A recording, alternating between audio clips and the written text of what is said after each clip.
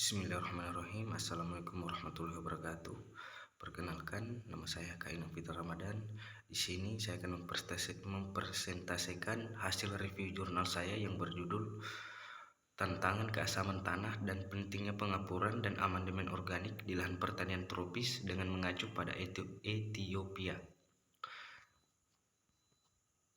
Baik, yang pertama itu identitas artikel, nama penulis yaitu Biansa Gurmesa, judul artikel Tantangan Keasaman Tanah dan Pentingnya Pengapuran dan Amandemen Organik di Lahan Pertanian Tropis dengan mengacu pada Ethiopia.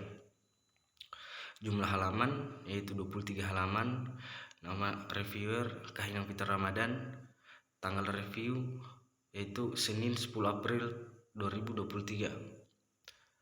Baik, kita masuk saja. Yang pertama itu latar belakang,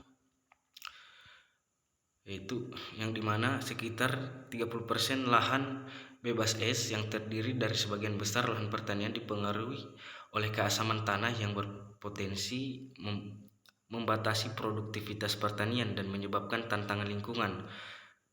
Di sisi lain, didokumentasikan dengan baik bahwa pengapuran dapat mengekang situasi dan meningkatkan produksi pertanian bila diterapkan dengan tepat. Namun, tidak dipahami dengan baik mengapa kecenderungan petani terhadap pengapuran pada umumnya buruk dalam sistem pertanian petani kecil tropis. Yang kedua yaitu tujuan penelitian. Tujuan dari tinjauan ini adalah untuk mengevaluasi secara menyeluruh studi yang dilakukan di Ethiopia serta di wilayah tropis tentang pengelolaan keasaman tanah untuk mengidentifikasi tantangan dan peluang, mengidentifikasi kesenjangan pengetahuan, dan mengusulkan area fokus untuk penelitian lebih lanjut. Yang selanjutnya yaitu metode penelitian. Metode penelitian ini menggunakan model regresi yang dijalankan menggunakan SPSS 16 untuk melihat apakah pH tanah dapat dijelaskan oleh kandungan karbon organik tanah atau SOC untuk memahami pengaruh pengelolaan tanah terhadap keasaman tanah, karena SOC lahan garapan terutama dipengaruhi oleh praktik pengelolaan. Yang keempat, hasil dan pembahasan.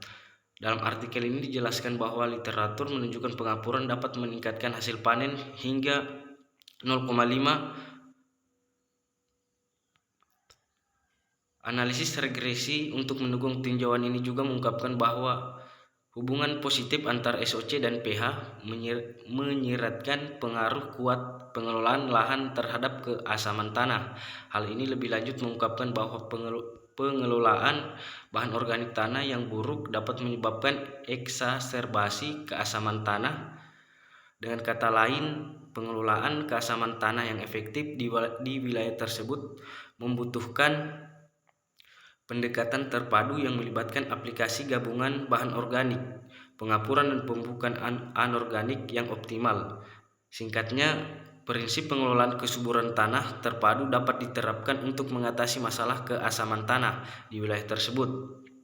Namun, hal ini perlu dilengkapi dengan kebijakan yang lebih baik yang memasukkan mekanisme insentif yang efektif, tantangan keasaman tanah, dan pentingnya pengapuran dan amandemen organik di lahan pertanian tropis dengan mengacu pada Ethiopia. Daerah ini ditandai dengan curah hujan yang tinggi dan tanah yang sangat tercuci. Yang selanjutnya itu kesimpulan. Perkembangan terkini dalam pertanian skala kecil di dunia tropis mendorong penggunaan teknologi ISFM untuk menjaga kesehatan tanah dan meningkatkan hasil panen.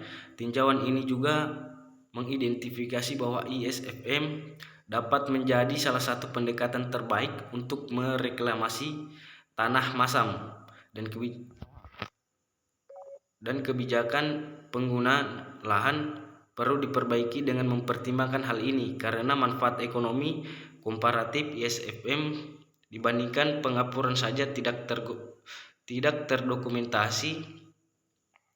dengan baik. Studi terperinci mungkin diperlukan dengan mempertimbangkan kondisi sosial ekonomi spesifik dari masing-masing wilayah di wilayah tersebut dan tingkat penerapan komponen yang berbeda dari ISFM yang diusulkan perlu dioptimalkan sebagai alternatif. Penggunaan biokar sebagai amandemen organik dapat menjadi terobosan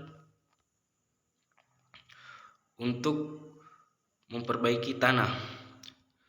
Nah, selanjutnya itu kelebihan. Menurut saya artikel ini sudah sangat lengkap dikarenakan dalam artikel ini sudah sangat jelas diterangkan tentang dari apa itu pengapuran sampai dengan rumus perhitungan pH tanahnya, dan juga di artikel ini banyak memasukkan pendapat para ahli. Yang terakhir yaitu kekurangan.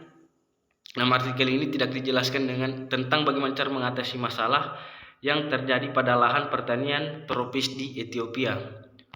Mungkin itu saja sedikit penjelasan dari saya.